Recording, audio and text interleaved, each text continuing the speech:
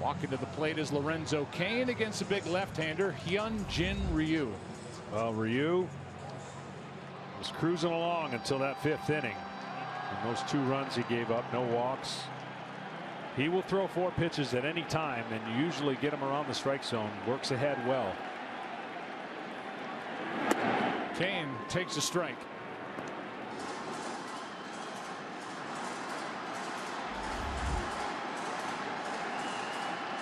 These Brewers have scored 3 runs over the last 22 innings in games 4 and 5 in LA.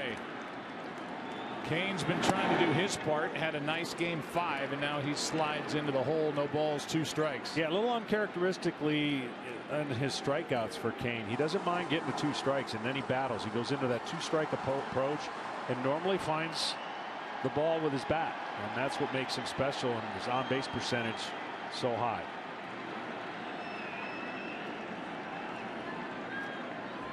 Ryu spins home another, misses up and away, ball 1.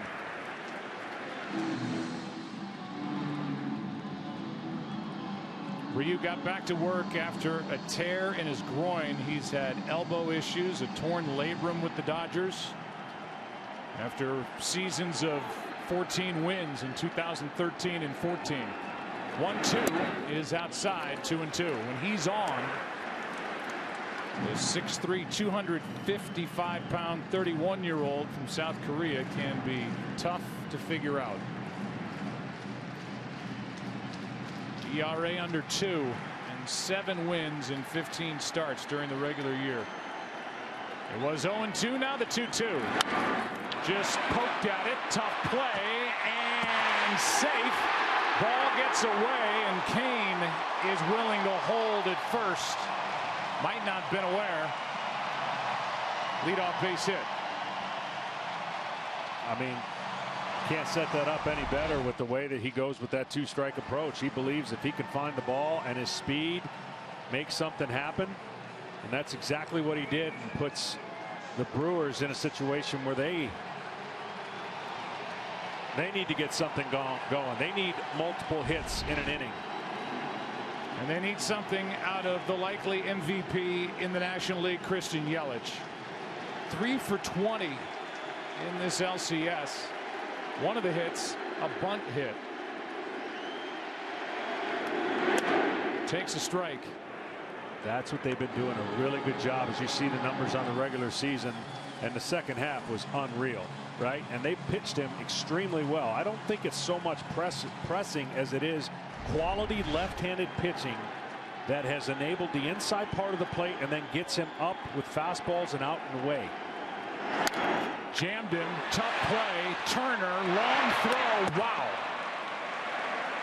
Brilliant play by Justin Turner with his momentum carrying him into foul ground. He threw a sidearm strike for out number 1. That's as good as you can do it. Absolutely, and a mini shift because of runner on first, and they jammed him again, and he goes the other way. And this play we're getting used to seeing from Justin Turner. The left side of the infield for the Dodgers is about as good as it gets when it comes to accuracy and making plays. Of course, Machado with a cannon. Here's Ryan Braun. That means now that Christian Yelich in this LCS is 0 for 11 at the plate with runners on. He carried this team to the home field advantage position in the National League. Breaking ball misses, down, ball 1. Brewers closed on the Cubs, caught them, beat Chicago in Wrigley, game 163 to have home field advantage, and Christian Yelich talks it over with Darnell Coles, his hitting coach. Another frustrating at bat. 1 ball, no strikes on Ryan Braun, tied with a hit.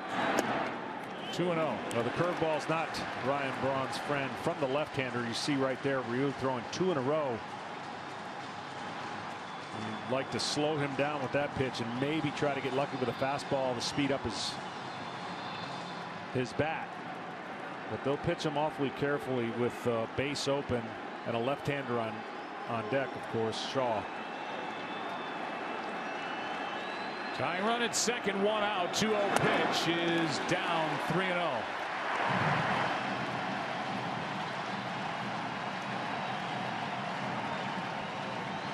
For Dave Roberts, you're trusting that your left-hander stud on the mound's not going to give in here. Otherwise, you just would signal the fourth pitch to send him over to first. Teams have gotten burned with that. What does Ryu give him? Ball 4. An infield hit, the ground out, now a walk. And Travis Shaw, who was in there in game 2 against Ryu, was 0 for 2 against a left-hander, is back in the lineup. With the left-handed starting pitching for the Dodgers, the lineup has been such for the Brewers that this big weapon, Travis Shaw, has been on the bench and was for the previous 2 games in LA. Yeah, and even if he's in there, it kind of neutralizes his power. The left-handed pitcher's power against him, only 3 home runs, including the postseason, 30 against right-handers. So definitely likes the opposite side. Pretty good rip there, strike 1. What Ryu did to him last time when he got him in a situation that he could climb the ladder with the fastball and throw cutters. They want to expose him up in the zone if they can.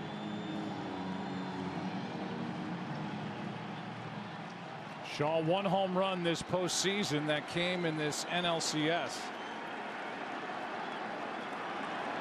And came in game 2. Another good swing, but in the hole, nothing in 2.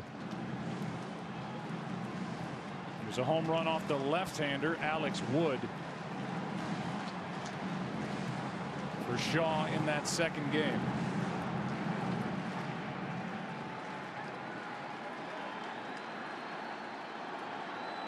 Opportunity for Milwaukee after the Dodgers got a leadoff home run from Freese. 0-2. Still nothing in 2. And there's the cutter. You know, in this series and just in baseball in general, everybody with their sign givings and all the things that they're looking for, the one thing you never want when the guy gets on second base, you look at the last pitch, you're always concerned if they tip location. If they can tell the hitter at the plate where the location is, you can start eliminating pitches, which gives the hitter an advantage. So that's why there's so much strategy in the sign giving and decoding. Good block by Barnes, who was taken over behind the plate. Defensively, he's been much more sure-handed since Grandal was the only guy who Dave Roberts had in his lineup through the division series. Now it's Barnes, and Barnes got a key hit in game 5. Here's a 1-2 from Ryu. Jammed him. Shaw fouled it. That's where they want to go. They want to go upstairs.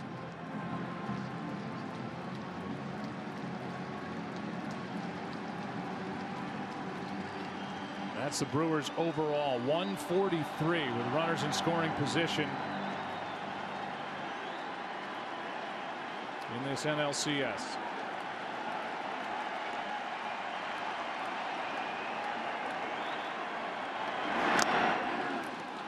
That is out number 2 as Barnes was able to hang on. Kind of a mild reaction at the plate, but a foul tip hung on to by Barnes. 2 out. Perfect execution. They got the ball up. They threw the cutter with 2 strikes. And then, of course, Shaw couldn't foul that one off out of the mitt of Barnes. So it's 2 on 2 out for the number 5 hitter, Jesus Aguilar. And he's in that same category with Yelich, and the guy on deck comes in 0 for 10 with men on. 2 home runs this postseason. Ball 1 down and in.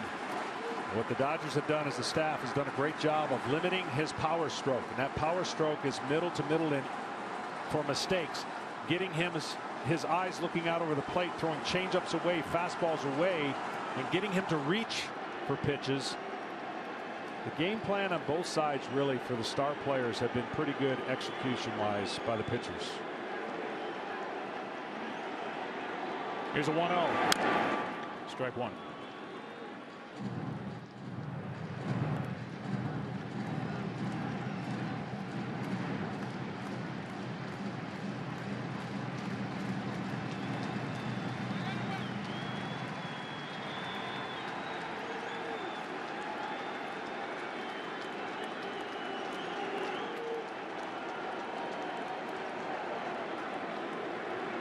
20th pitch of this opening inning for Ryu, and he misses, ball 2.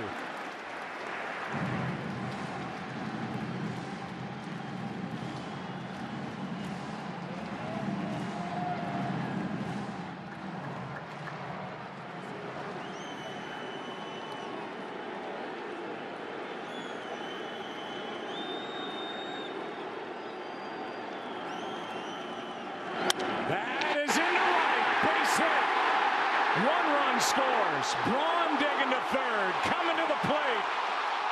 The throw home, too late. Brewers lead 2-1.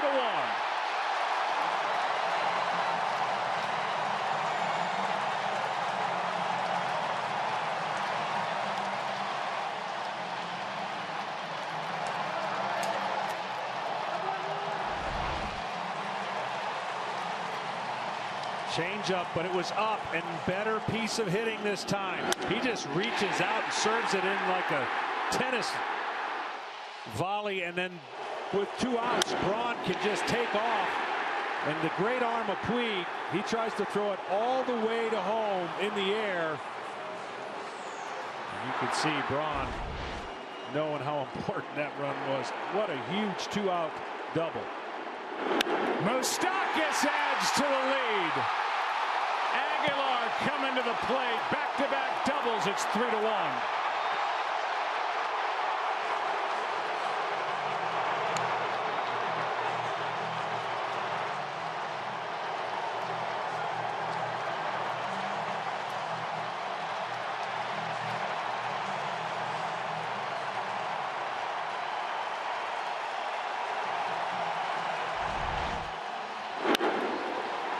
Up there, first pitch swinging, momentum's running, and he fed off of it.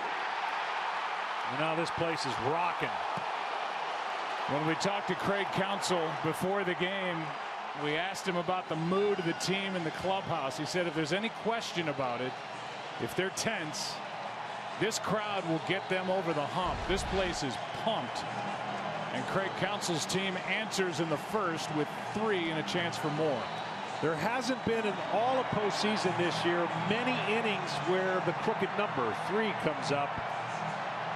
And for the most part, when you get that kind of production in an inning, you usually go on to have good results. First inning is so important for the Milwaukee Brewers, and those 2-out hits got to make Craig Counsell feel great. Now Moustakas at second with 2 out. Kratz goes the opposite way. Here comes Moustakas. Throw by Puig is cut off. 4-1.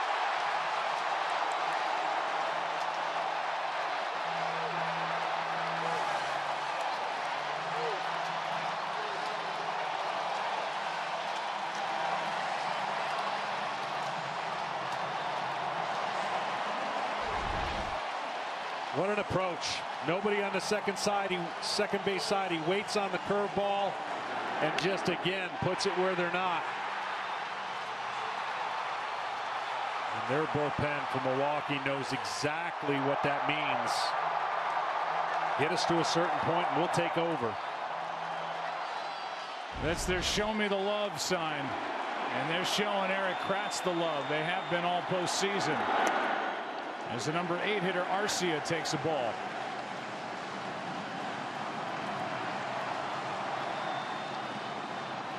Five hits in game 5 for the Brewers.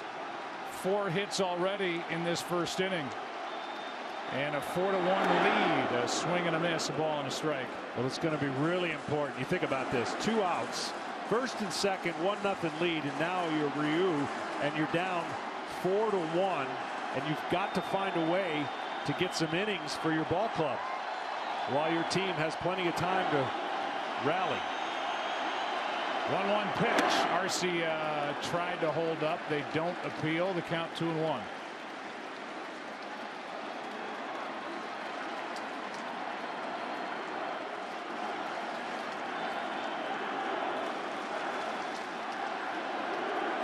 Three straight 2-out hits. Double by Aguilar, double by Moustakas, single by Kratz. And now one into left field that is going to fall in front of Taylor. 4 straight hits. 2 on, 2 out.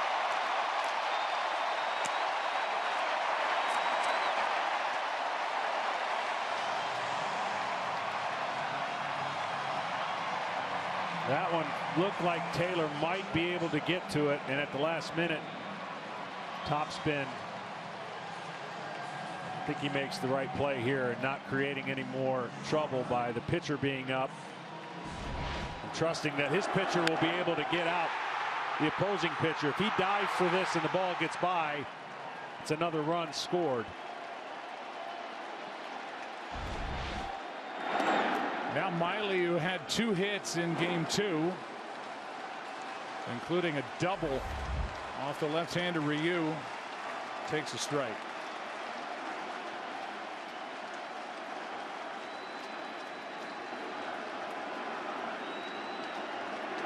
Here's the 0-1.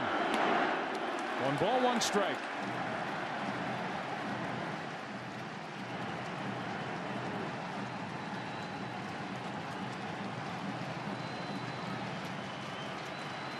Brewers will send at least 9 to the plate here in the opening inning, facing elimination.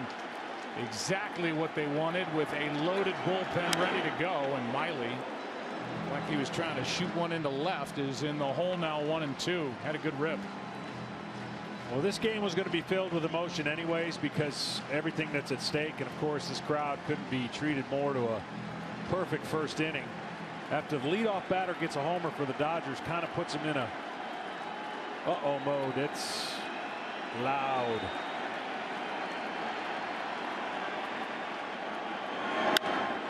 Miley into right center field. Bellinger is back and able to recover to end the inning. And the 4 runs put up by the Brewers, the most first inning runs by any team this postseason.